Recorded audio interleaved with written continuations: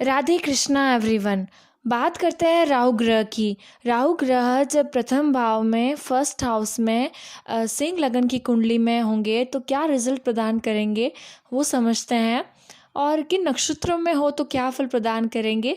जैसे यहाँ पर ये मघा नक्षत्र में होंगे या पूर्व फाल्गुनी नक्षत्र में होंगे या उत्तरा फाल्गुनी नक्षत्र के प्रथम चरण में होंगे, तो इन नक्षत्रों में क्या प्रभाव डालेंगे वो भी समझते हैं।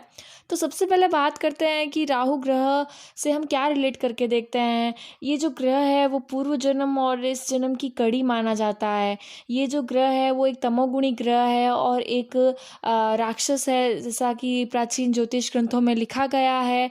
और अमृत मंथन के वक्त जो राक्षस ने जो स्वर भानु नाम के राक्षस ने जो अमृतपान किया था, उस वजह से जो उनका सर और धड़ अलग हुआ था, जिसको राहु का रिप्रेजेंटेशन बताया गया है सर को, और केतु का रिप्रेजेंटेशन बताया गया है उस धड़ को।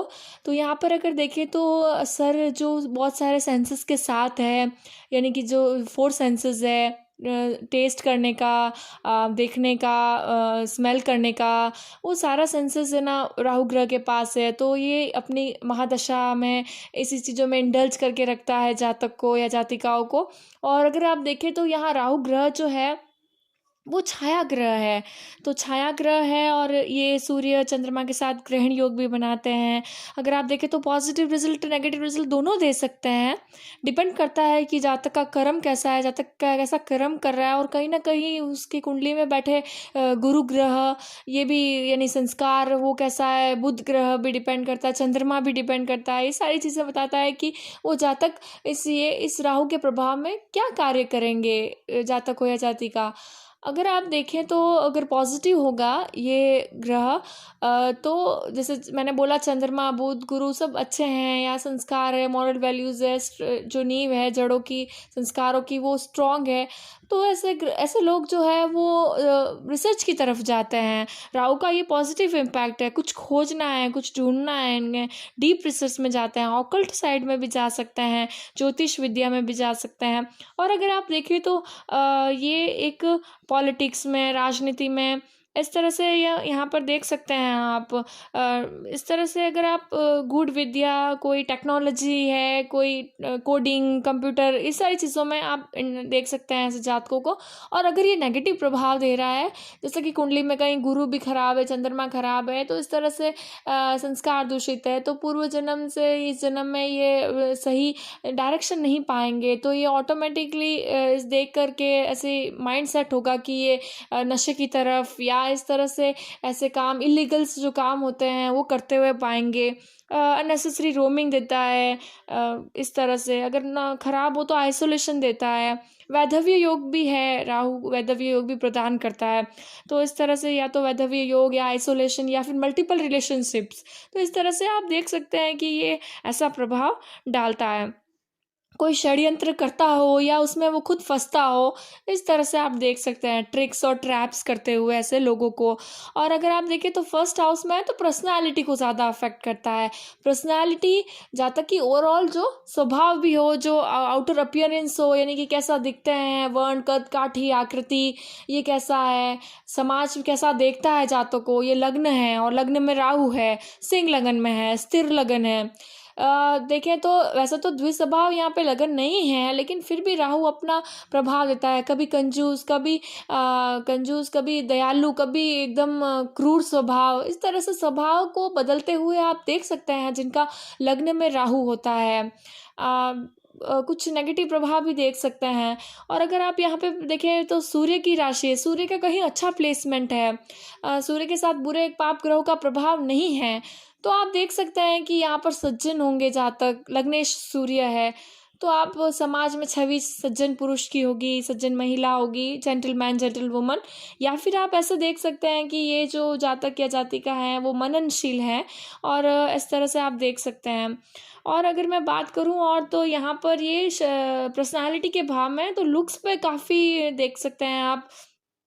लुक्स जो होता है वो और कॉन्शियस होता है अपने लुक्स को लेकर, अपने प्रेजेंस को लेकर। और कई बार ये ऐसे चीज़ों में उलझाता है राहु कि झूठा मान सम्मान मिल रहा हो, झूठा एक ऑनर मिल रहा हो, या कभी वो उस लायक नहीं हो जहाँ तक वो मिल रहा हो, और कभी अचानक से उतना ही आत्मसम्मान को ठेस पहुंच रही हो, यानी कि इंसल्ट हो रहा हो। तो इस तरह से ये अपना जो है अप एंड डाउन होता रहता है यहाँ पर प्रेजेंस हो राहु का। तो आप ऐसे देख सकते हैं। सर पर कोई चोट या घाव का निशान देख सकते हैं। यहाँ पर थोड़ी शारीरिक रूप से कष्ट पीड़ा भी देख सकते हैं। आप देखें तो पंचम भाव पर दृष्टि है इनकी, तो यहाँ पर धनु राशि आ रही है। अगेन गुरु ग्रह इंपॉर्टेंट करता है कहाँ बैठे हैं, पंचमेश कहाँ बैठे हैं, पर फिर भी यहाँ ओवरऑल एक संतान से संबंधित चीज़ों में शुरुआती दिनों में कष्ट देख सकते हैं आप। उसके बाद जब आप सप्तम भाव की बात कर रहे हैं तो केतु के आते हैं सामने, क्योंकि कुंभ राशि है।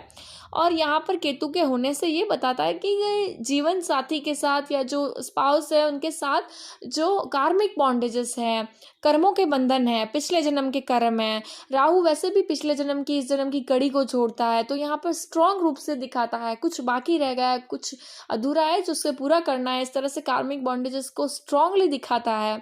और डिपेंड करता है इंडिविजुअल के ऊपर कि वो आध्यात्मिक लेवल तक जाएं तो अपना पॉजिटिव देख सकते हैं, जीवन आराम से चलता है। आध्यात्मिक रूप से ईश्वर की तरफ झुकाव ज़्यादा हो, भरोसा हो, पूजा पाठ हो, तो यहाँ एक पॉजिटिवनेस हो तो यहाँ पर जीवन चलता है। अन्यथा यहाँ पर प्रॉब्लमेटिक आप देख सकते हैं।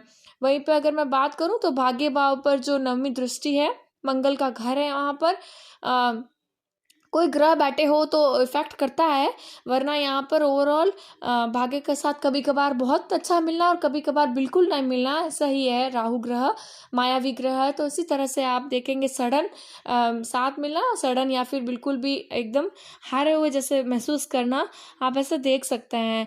यहाँ पर ऐसे जहाँ तक अपने हार्ड वर्क से, अपने ट्रिक ट्रैप से, अपनी युक्तियों से ये उच्च पद पर पहुँच सकते हैं। विशेष कार्य करने के लिए हमेशा तैयार रहते हैं, परिश्रम करते हैं, साहस दिखाते हैं, सफलता की ओर बढ़ते जाते हैं।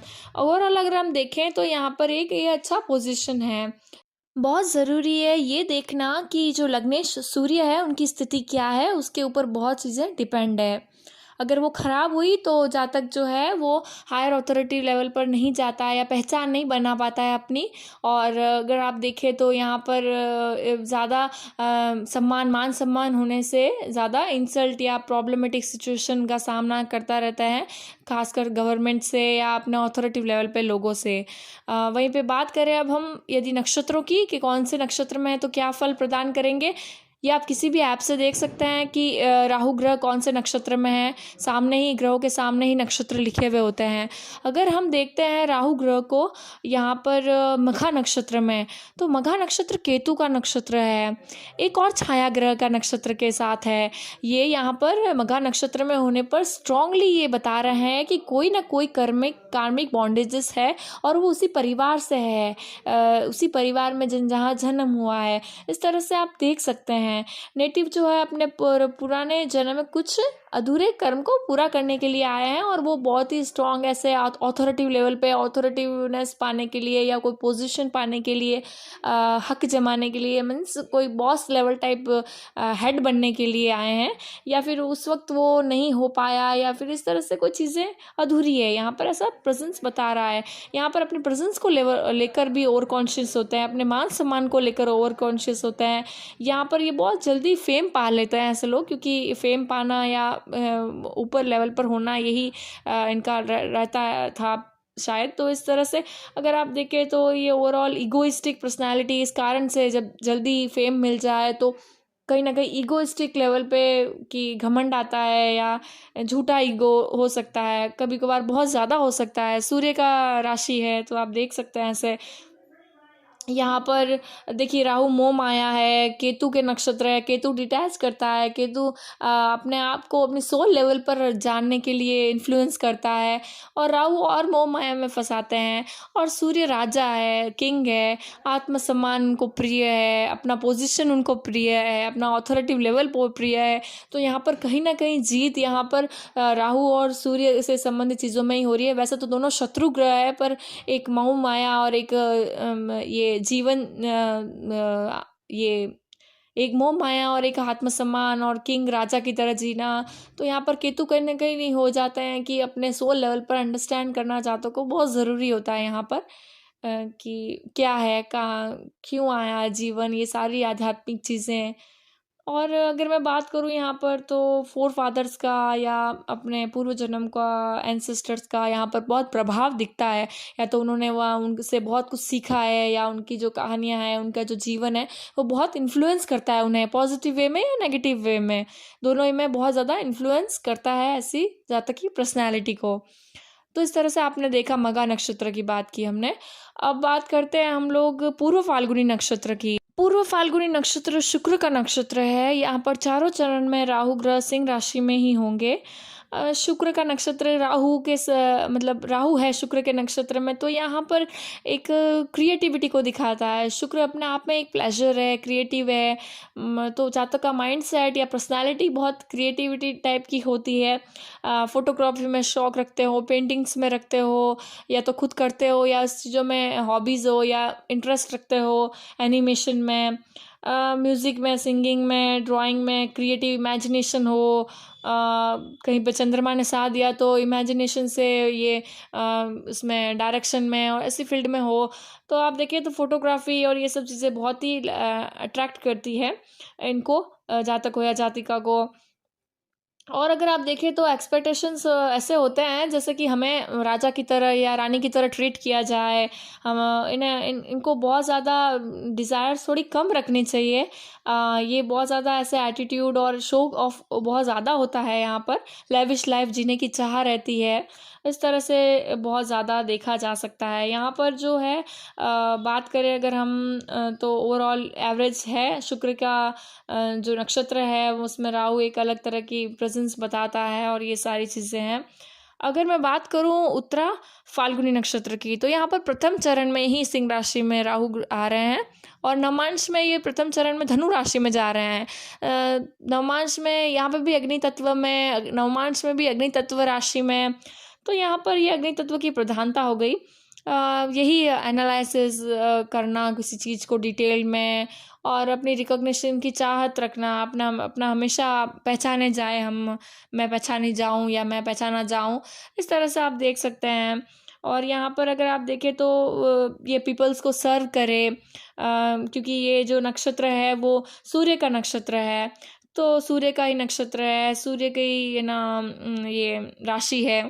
पीपल को सर्व करे, जनता को जो है उनसे नीचे लेवल के हैं उन लोगों को हेल्प करे, तो इन्हें पॉजिटिव रिजल्ट प्रदान करेंगे ये राहु आपको बिना किसी चीज़ के भी हाईलाइट कर देंगे, बिना मेहनत के भी आपको रिकग्निशन हो जाएगा। और उस उस पहचान से भी आपको घमंड नहीं करना है। ये यहाँ पर बता रहा है कि घमंड नहीं करना है, ज़्यादा पहचान में ही नहीं खोए हुए रहना है, अपना कर्म करते जाइए। और ये देख सकते हैं आप, वरना आप कॉन्फ्लिक्ट्स और डिस्प्यूट में फंसे हुए खुद को पाएंगे। ज़्यादा अगर आपने अपनी पोजीशन और अपनी अथॉरिटिव लेवल पर हायर पोजीशन पाने की कोशिश की, या ज़्यादा आपने ऐसा अपनी प्रेजेंस को दिखाने की कोशिश की, ऐसे राजनीतिक में या यदि ऐसी चीज़ों में भी देखा अगर आपने सोचा राजनीति में जाने को या ये हो, तो डिस्प्यूट और कॉन्फ्लिक्ट्स बहुत ज़्यादा रहेंगे। वरना तो ये फिर भी अग्नि तत्व प्रधान है, तो होगा राजनीति या पॉलिटिक्स से संबंधित कुछ चीज़ें रिलेट करते होंगे या इंटरेस्ट रखते होंगे। बट ओवरऑल ये यहाँ पर कॉन्फ्लिक्ट्स और डिस्प्यूट्स को बहुत ज़्यादा बढ़ाएगा, बहुत ज़्यादा झंझट टेंशन होगा। अगर वो सहन कर सकते हैं और वो लेके चल सकते हैं तो चलिए।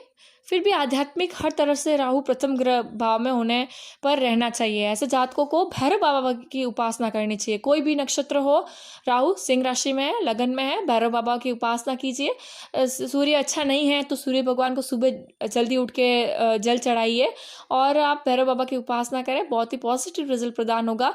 अपने से जो नीचे तबके के लोग हैं उन्हें सर्व करें, उन्हें आदर दें और उन्हें थोड़ी नम्रता के साथ बात करें और उन्हें करें तो आप बहुत ही आगे पहुंचेंगे, अगर आपको जीवन में आगे पहुंचना है। अदरवाइज ये बहुत ही अच्छा है सिंह राशि में राहु। अगर आपने इस वीडियो से रिलेट किया है तो लाइक शेयर सब्सक्राइब करिएगा। राधे राधे।